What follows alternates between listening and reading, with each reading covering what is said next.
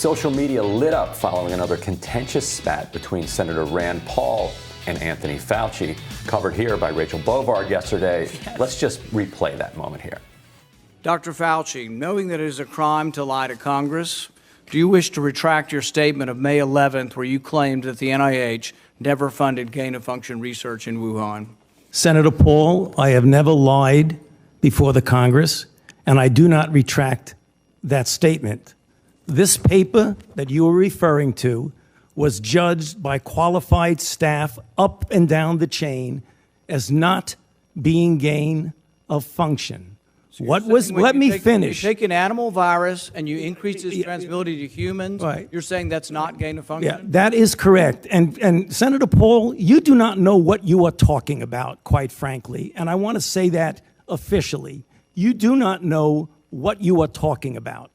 Okay, I watch a lot of Bravo. Actually, Ryan does too. You may be surprised to learn. And that is a Real Housewives reunion. The way that Fauci sort of leans into, you do not know what you're talking about. Yes, that is very true with Andy just leaning back and being like, oh my goodness, what's going on here? And as with a reunion show, two things can be true. Rand Paul can have no idea what he's talking about, and Fauci can be lying.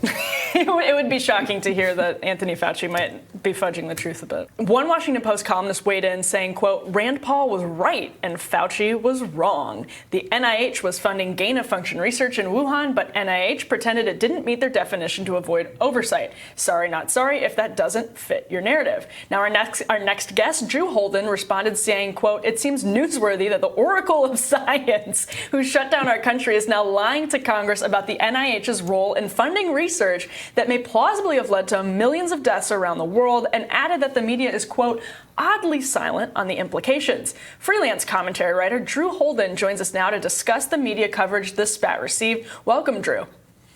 Emily, Ryan, thank you guys so much for having me this morning. Absolutely. So, Drew, if you don't follow him on Twitter, you should, because he basically chronicles, he'll go back and do the digging and chronicles in these epic Twitter threads all of what people said. Whenever it contradicts what they're saying now, goes back and just will pull like 20 tweets of what people said a year ago about something. Yeah. So it's actually a useful public service. So thank you for that, Drew. What did you find in this case when you dug into the media narrative? Yeah, so it's interesting. You know, up until about January of 2021, the very idea that the coronavirus pandemic could have started from a lab somewhere in Wuhan, China, was a conspiracy theory, right? It was written off. There are a lot of people among conservative media and a few, including Josh, who you mentioned in Washington Post, who had bravely kind of stepped out and say, hey, this is plausible, right? This could potentially be happening. But everyone else had written this off. They'd written it off as saying it's this crazy Trumpian conspiracy. There's no chance that it's possible. We know it evolved in nature. We have all of these scientists. They've said consistently it evolved in nature. And then the narrative shifted, right? And then in January, all of a sudden, it became a little bit plausible. There was a piece in New York Magazine that laid out the theory of the case a little bit. And then people started to come around and say, hey, you know what? There were, I think, 18 scientists signed on to a letter and said, actually, this could have legs, right? We're not saying it's true. We're not saying that it is, undoubtedly the way that this thing started, but people started to lean in and believe it. Corporate media started to look at it and say, oh, we should probably talk about this. And even the Biden administration now, despite having written it off as a conspiracy theory originally, is saying, yeah, we should probably get to the bottom of this thing. And so you see these hearings, you see these exchanges between Dr. Fauci and Senator Paul trying to get to the bottom of this thing that up until just a couple of months ago, we had all decided we had already gotten to the bottom of.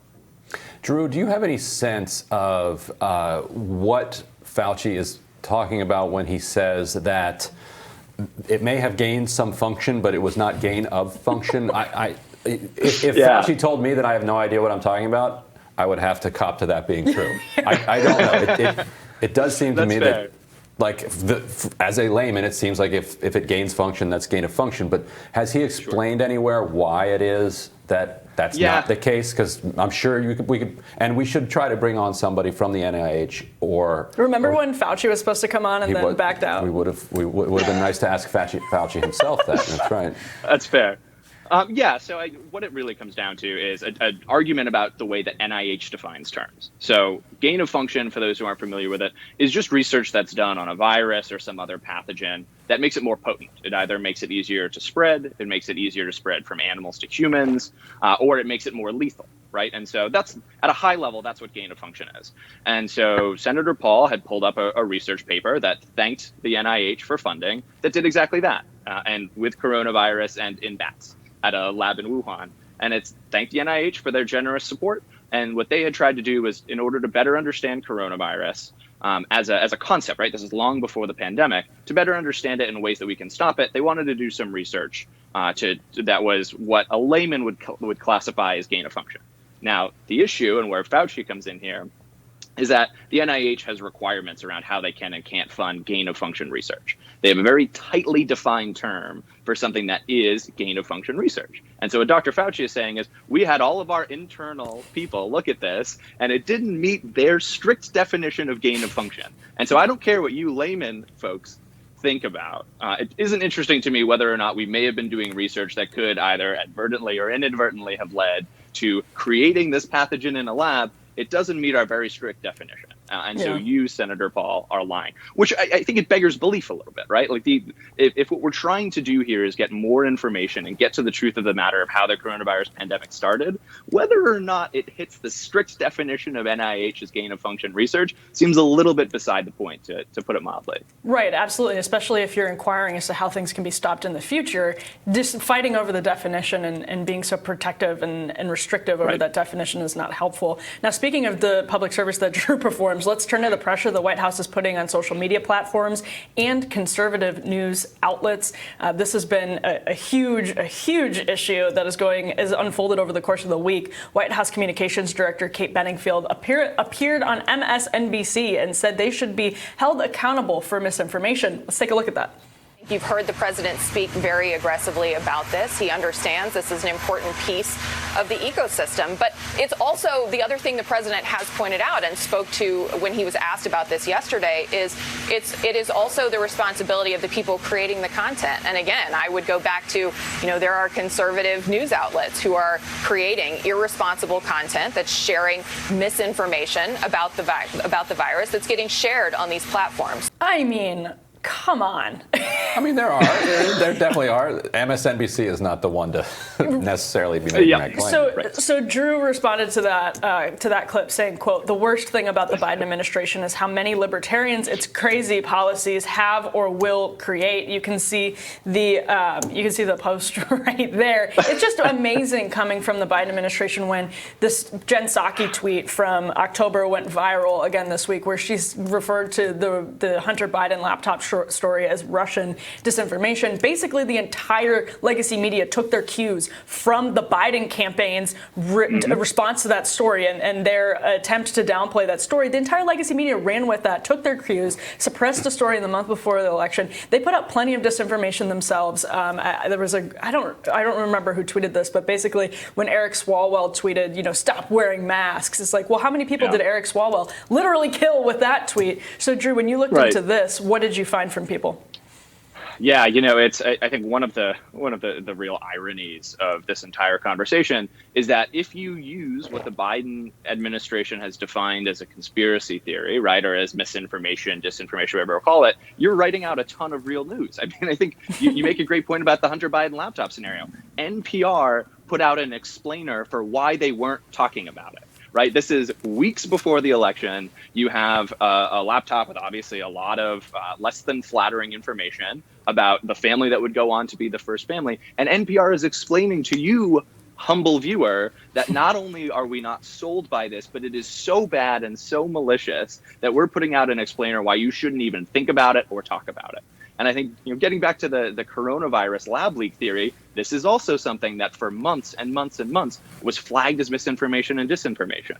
But for the humble efforts of a lot of people across conservative media and some people within legacy media, like Josh, as you mentioned, who are willing to take a stand, this wouldn't even be something we're talking about. We would have a plausible theory about how the worst thing that any of us have seen in our lifetime came to be that was completely written aside because the Biden administration and legacy media said, we don't buy it.